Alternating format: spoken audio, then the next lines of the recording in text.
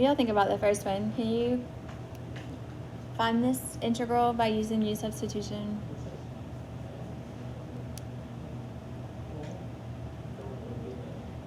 What would you say u is? Maybe not. I would say u would be x squared minus 4x. What's the derivative of that? 2x minus 4. Is that somewhere else in the problem? No. Then no, we cannot do u substitution with this one. So there is another way to do it. It's actually a lot easier than u substitution, and it's to just simplify the integral. So, the integrand. So how can you write the square root of x? X to the 1/2. So I'm going to just kind of put it above it. X to the 1/2. And then I'm going to just multiply. Just use the distributive property. So if we just simplify the integrand, that's going to be the integral. And then as we're multiplying these, we're just going to add the exponents. So that's going to be x to the 5/2 minus 4x to the 3/2 dx.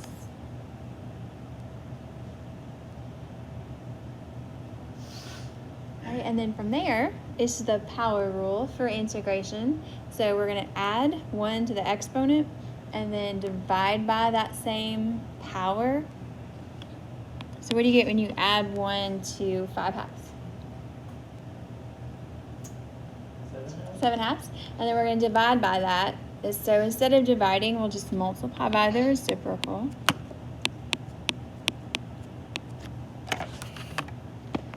And then same thing on this one. We're going to add 1 to 3/2. We'll get 5/2.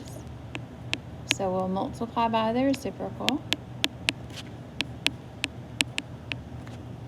And then because this is an indefinite integral, what else do we need?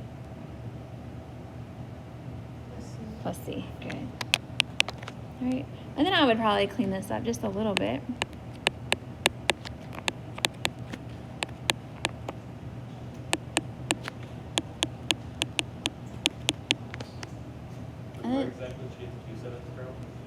Well, you know where we got the 7/2 from? Yeah, it's dividing by that or multiplying by the reciprocal. And then I still, in my head, just kind of take a second and find the derivative of this and just make sure I get what I started with, get my integrand. All right, what about b? Can we do u substitution with b? No. So what can we do?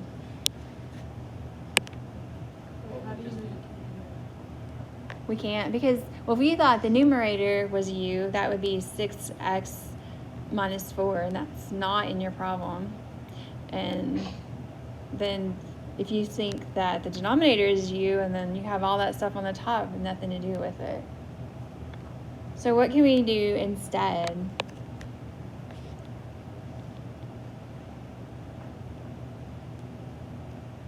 It's an algebraic thing. It's not a calculus thing. Bring the x. No? Just divide everything by x. What about the 1? We can divide 1 by x. So, exactly. So that's going to be the integral of 3x minus 4 plus 1 over x dx.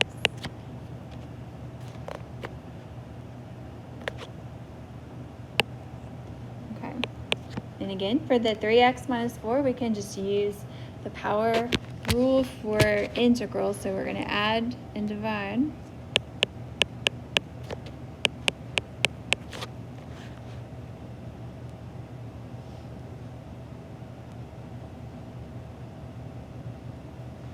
All right, and then what is the integral of 1 over x? The natural log of the absolute value of x, and then plus c. Sorry.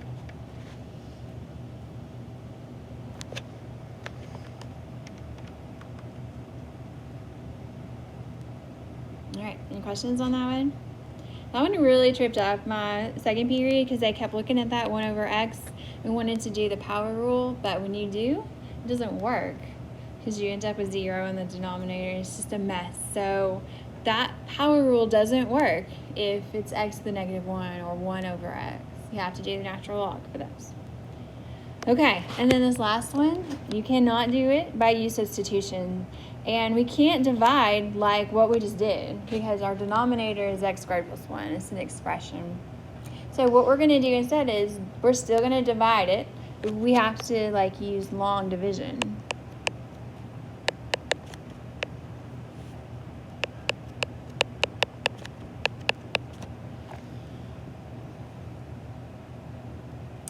Can I do synthetic division on this one? The x squared. So no, but there are some that you guys are going to do today that you can do synthetic division. So if you don't remember it, you can always do long division, or if we have time, I'll show you a quick review of synthetic division. But long division, when we do the division part, we only care about x squared divided by x squared, or what do you multiply x squared by to get x squared? What do y'all think? 1. All right, and then what do I do with this 1? Multiply and line up your like terms. All right, and then what do I do now? Subtract. Good. All right, so x squared minus x squared, 0. And then we have x minus 0. What's that? X. And then 1 minus 1, 0. Would I want to divide again? No. How do you know? Yeah. X squared, the degree is larger than the degree of x. So x is your remainder. And do you guys remember what to do with your remainder? Put it over the divisor. Good job. All right, so that is our new integrand. This right here.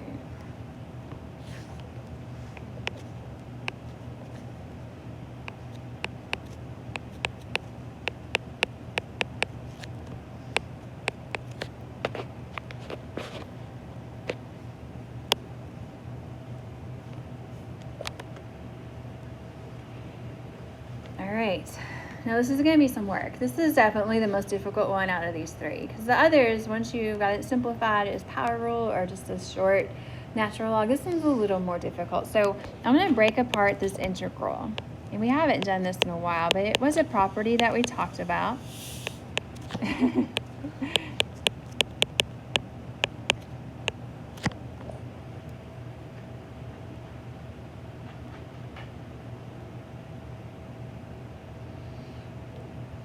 So this integral of 1 dx, what is that going to be? What do you take the derivative of to just get 1? That's just x. So we're done with that. We'll just leave that there. What are we going to have to do on the second part?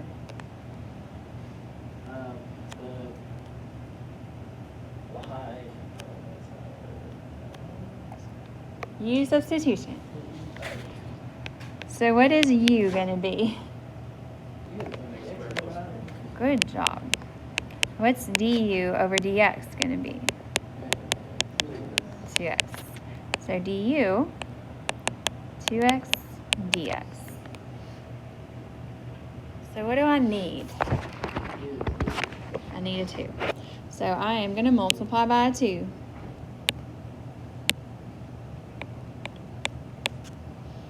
But that distorts our answer, so 1/2 on the outside.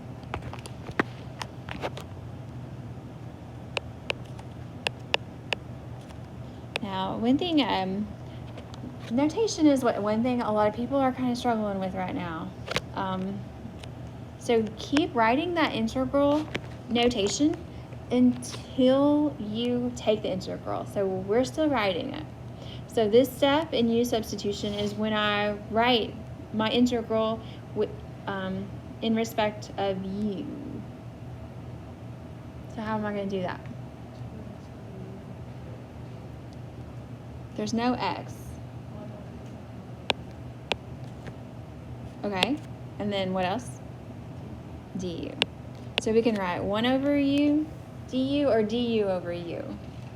Either one. So the du is this 2x dx, so I definitely have to have that.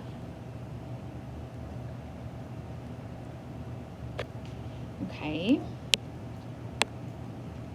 So I have the x, I have the 1/2.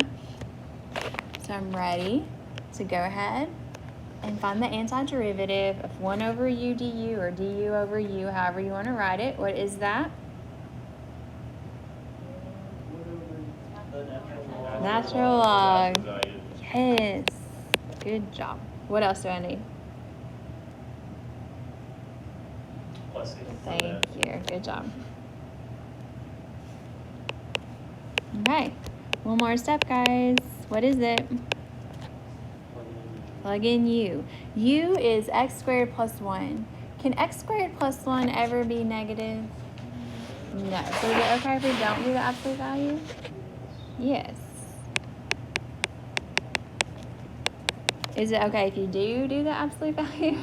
Oh, I didn't want to say something like that. It is okay. All right. Any questions? All right. So we are about to do a card sort.